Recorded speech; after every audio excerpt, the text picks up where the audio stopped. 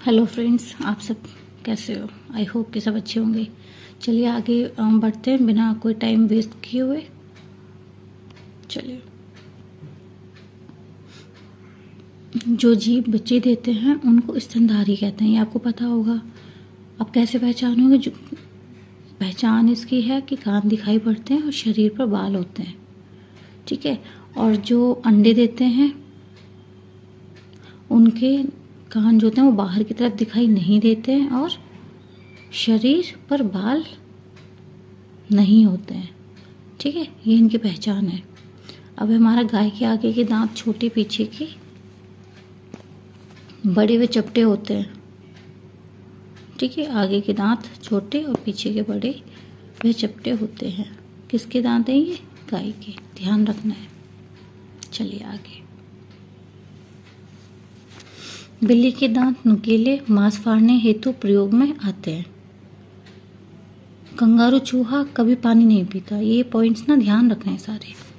छिपकली है, मेंढक है, सांप है, ये सर्दी में बचने हेतु शीत निद्रा में चले आते हैं, यानी कि पूरी सर्दी ये सोते रहते हैं। इसलिए आपने देखा होगा कि जो छिपकलियाँ हैं वो नज़र नहीं आती हैं सर्दियों में, ठीक है। और एक ये जो हमारा पॉइंट है, गाय 4 घंटे, अजगर 18 घंटे, जिराफ 2 घंटे और बिल्ली 12 घंटे, हाथी 4 घंटे और शेर 8 घंटे सोते हैं। इसको मैं इस पे लगा देती हूँ। This is very very important और आपको ये पॉइंट ध्यान रखना है, ठीक है। ज़्यादा ही ध्यान रखना है। इनके टाइमिंग पूछ लिए जाते हैं कि, और कई बार इसका एक पाई चार्ट बनाकर आ जाता है, तो उसका भी एक क्वेश्चन हम सॉल्व करेंगे आगे, ठीक है। चलिए आगे बढ़ते हैं। अब हम कालबेलिया के बारे में पढ़ लेते हैं। कालबेलिया जो होते हैं ये कौन होते हैं? ये वो लोग होते हैं जो सांपों को रखते हैं और उनको नचाते हैं, ठीक है। कालबेलिया। और इनके बारे में एक चीज़ मैं बता देती हूँ। जैसे कालबेलिया लोग जो होते हैं वो सांप के डंक के निशान से जाने जाते हैं, आपने देखा भी होगा। और वो ये, ठीक है, जाने जाते हैं और किस सांप ने काटा है वो ये आसानी से बता देते हैं, क्योंकि वो रहते ही सांपों के बीच में। और एक इंटरेस्टिंग बात ये भी है कि ये जब अपनी बेटियों की शादी करते हैं, ये जनजाति जो होती है, ये कालबेलिया जो जनजाति होती है, जब अपनी बेटी की शादी करते हैं तो उसमें भी ये सांप को तोहफे के रूप में उन्हें देते हैं, ठीक है। अब ये हो गया। अब नेक्स्ट पॉइंट है इसका।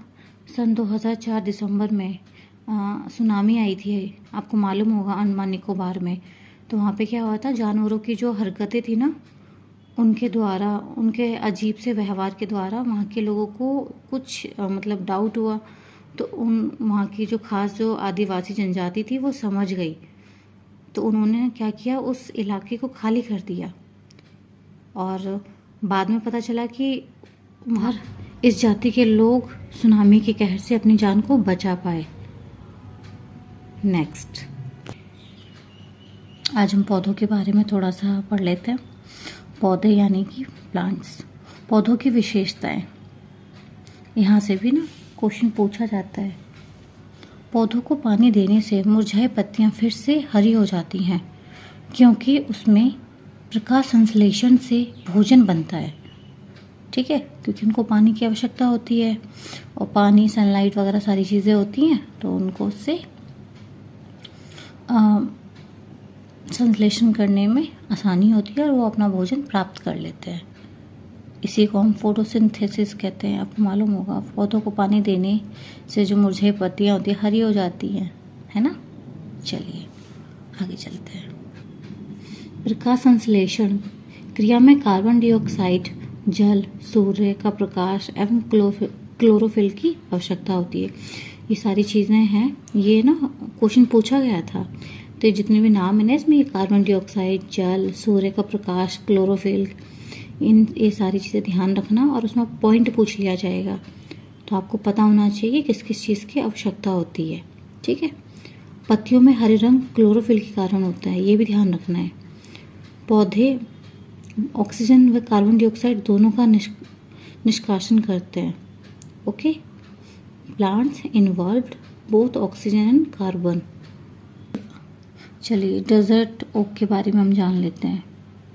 यहाँ से हर बार क्वेश्चन आता है, और जैसे ये ऑनलाइन पेपर होता है ना, तो ये किसी न किसी शिफ्ट में आ ही जाता है, तो आपको ये सारी चीज़ें ध्यान रखनी है। रेगिस्तान ओक 10 फुट लंबा पौधा होता है। ठीक है। जिसकी जड़ें 300 फुट गहरी व पत्तियां कम होती हैं। ज़्यादा नहीं होती, पत्तियां कम होती हैं, और ये 300 फुट गहरी होती है। और ये कहाँ पाया जाता है? ऑस्ट्रेलिया में पाया जाता है। ये ऑस्ट्रेलिया के रेगिस्तानी ओक में पाया जाता है। जिसकी जड़ें उसके तने की 30 गुना लंबी होती हैं। ये पॉइंट आता है, ये भी ध्यान रखना है। जिसकी जड़ें उसके तने की 30 गुना लंबी होती हैं। और इसके अंदर क्या होता है, इसका जो तना होता है उसमें पानी होता है। तो वहाँ के जो लोकल जो लोग होते हैं उनको पता होता है, तो जब भी पानी की शॉर्टेज होती है तो लोग क्या करते हैं कि पाइप डालकर उसके तने से पानी पी लेते हैं। इतना पानी होता है, तो इसके तने में पानी इकट्ठा रहता है, और ये जब तक जाएगा जब तक इसकी जड़ों को पानी ना मिल जाए। ठीक है। चलिए आगे बढ़ते हैं। सूखे पत्तों से चित्र, ड्राई लीव्स पिक्चर। इनका नाम पूछ लिया जाता है। विष्णु चिंचालकर, इंदौर, मध्य प्रदेश। सूखे पत्तों से चित्र बनाते हैं। तो इन आर्टिस्ट का आपको नाम ध्यान रखना है, और ये कहाँ के रहने वाले हैं ये भी ध्यान रखना है। इंदौर एमपी से। ओके। और एक जो वेस्ट जो पत्तियाँ होती हैं ना, जो ड्राई सूख जाती हैं पेड़ की, उनसे ये पिक्चर्स बनाते हैं। ओके। चलो आगे।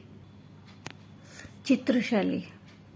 चित्र के बारे में बच्चों से बातचीत करें। उन्हें बताएं कि यह चित्र मध्य प्रदेश की गोंडी शैली से बनी है। ठीक है। देख लीजिए आप पिक्चर्स।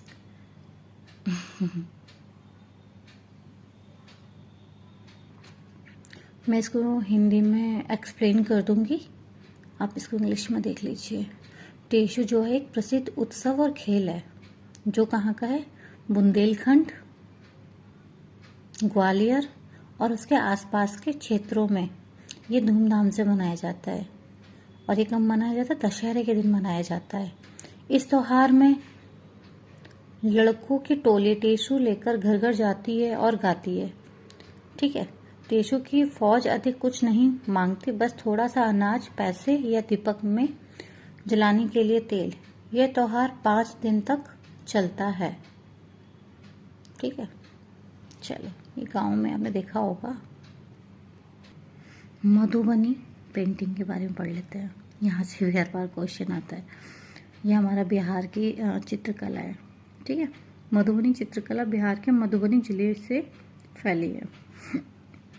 इसमें चावल के घोल में रंग, मतलब नेचुरल कलर्स होते हैं, जैसे अपना नील हो गया, हल्दी, मिलाकर इंसान, जानवर, पेड़ पौधे, पेड़ फूल, पक्षी, मछलियाँ व अन्य जंतुओं को साथ में रखकर चित्र बनाते हैं। ये ना, ये जो लिखा हुआ है ना, ये इंसान, जानवर, इनको भी ध्यान देना। कई बार ना ये लोग इसी के साथ ना कुछ इंक्लूड कर देंगे, और आप कई बार ध्यान ना देकर और वो एकदम से टिक कर दोगे और वो गलत हो जाएगा। तो ये भी ध्यान रखना है कि चावल के घोल में रंग जो मिलाते हैं वो नेचुरल कलर्स होते हैं, जैसे कि नील और हल्दी, और मिलाकर क्या क्या बनाते हैं? ये इंसान, जानवर, पेड़, फूल, पक्षी, मछलियाँ, अन्य जीव जंतु को साथ में रखकर चित्र बनाते हैं। देख लीजिए ये रे। ठीक है। अब हम परागण के बारे में पढ़ लेते हैं, पॉलिनेशन के बारे में। पंखुड़ी के अंदर फूल के बीच में कुछ पतली पाउडरी जैसी रचनाएं दिखती हैं, जिन्हें पराग कहते हैं। ठीक है। परागण पाउडर जैसे होते हैं। पोलन ग्रेन्स जो होती हैं वो येलो पाउडर लाइक, मतलब येलो पाउडर की जैसी होती है। ठीक है। देख लीजिए, मैंने दोनों चीज़ें बोथ लैंग्वेज में लिखा हुआ है।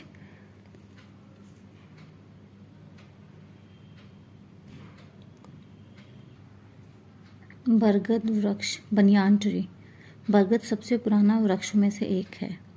बरगद से सहारा देने वाली जड़ें निकलती हैं।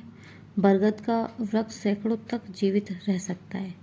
देखिए बरगद जो में आपने देखा होगा, वो जो लटकी रहती है ना, वो जड़ें ही होती हैं, ठीक है।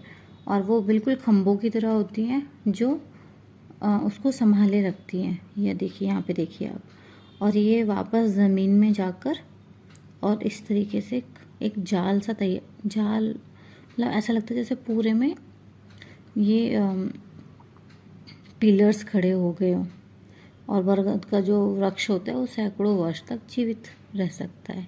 देखिए, ठीक है, ये जड़ें होती हैं जो पेड़ के ऊपर से हुई नीचे की ओर गिरती है। चलिए कुछ महत्वपूर्ण बिंदु देख लेते हैं। फूलों की घाटी जो है उत्तराखंड में है, जो हमने पढ़ी थी। कचनार के फूल की सब्जी यूपी में बनाई जाती है। केले के फूलों की सब्जी केरल में खाई जाती है। महाराष्ट्र में सहजन के फूल के पकोड़े बनते हैं। दवा में प्रयोग होने वाले फूल गुलाब, केसर, अजवाइन, स्पर्गंधा और अर्जुन है। ओके, चलिए अब ये काफ़ी हो गया है और मैं नेक्स्ट वीडियो में आपको आगे का कराती हूँ, ठीक है। आई होप कि आपको अच्छी लगी होगी, आपको हेल्प होगी इससे, ठीक है। तो इसको आप बार बार देखिए ताकि आपका अच्छे से, और आप ये लिख लेना, इससे ये होगा आपका कुछ भी नहीं जाएगा। मैं एक एक पॉइंट सारा लिखा रही हूँ, कुछ भी नहीं छोड़ूंगी इसमें से। चलिए, ओके।